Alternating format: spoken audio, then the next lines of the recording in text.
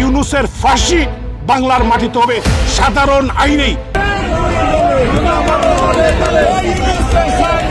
11 June লন্ডনে বাংলাদেশের অন্তর্বর্তী সরকারের প্রধান উপদেষ্টা ডক্টর মোহাম্মদ ইউনূস এবং তার সহকারী প্রেস সচিব শরীফুল আলম এক গুরুত্বপূর্ণ আন্তর্জাতিক বৈঠকে যোগ দিতে অবস্থান নেন। তবে তাদের এই সফর ঘিরে সৃষ্টি হয় এক উত্তপ্ত রাজনৈতিক পরিস্থিতি। লন্ডনে অবস্থানরত আওয়ামী লীগের সহযোগী সংগঠনসমূহ ছাত্রলীগ, যুবলীগ এবং অন্যান্য অঙ্গ সংগঠনের কয়েকশো নেতাকর্মী হঠাৎ করেই রাজপথে নেমে আসে।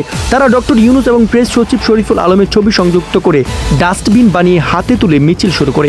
বিক্ষোভকারীদের মুখে ছিল অশ্লীল ও কুরুচিপূর্ণ স্লোগান।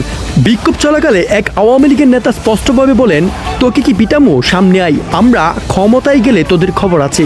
এমন হুমকি রাজনৈতিক বিশ্লেষকদের কাছে গভীর উদ্বেগের বিষয় হয়ে দাঁড়িয়েছে।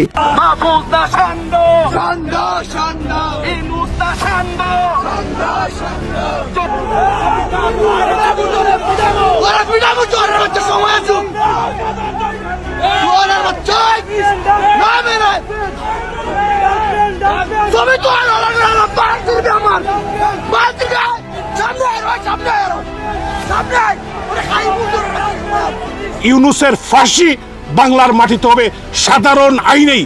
সে একজন জবরদখলকারী, সংবিধান লঙ্ঘন করে ক্ষমতা দখল করেছে। তো চুষা মানুষ, একজন সুদের ব্যবসায়ী মানুষ, যিনি এই দেশের ল অ্যান্ড অর্ডার সিচুয়েশনকে ধ্বংস করে দিয়েছেন। কে এই ষড়যন্ত্রকারী খুনি লন্ডনে আসবেন? আমরা সবাই যার যার অবস্থান থেকে আমরা তাকে প্রতিহত করব। আজকে বাংলাদেশের পুলিশ বাহিনীকে 3200 পুলিশকে হত্যা করেছে এই রেজিম মোহাম্মদ ইউনূসের নেতৃত্বে। এবং আমরা কি দেখতে পেয়েছি, আমাদের আওয়ামী লীগের, যুবলীগের, ছাত্রলীগের আমাদের ভাই বোনদেরকে প্রায় 1200কে তারা হত্যা করে ফেলেছে।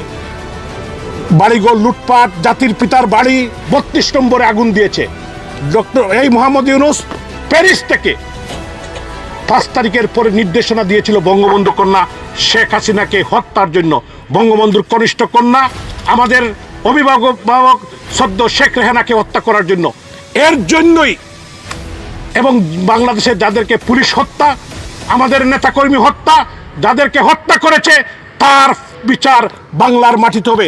এই ইউনূসের রাজনৈতিক বিশ্লেষকরা মনে করছেন, এ ধরনের আচরণ শুধুমাত্র দেশের ভাবমূর্তি ক্ষতিগ্রস্ত করছে না, বরং প্রবাসেও রাজনৈতিক সহিংসতার আশঙ্কা বাড়িয়ে তুলেছে। ডক্টর ইউনূস বর্তমানে অন্তর্বর্তী সরকারের নেতৃত্বে থাকায় তার বিরুদ্ধে এমন হুমকি গণতান্ত্রিক মূল্যবোধের সঙ্গে সাংঘর্ষিক বলেই মনে করছেন আন্তর্জাতিক পর্যবেক্ষকেরা।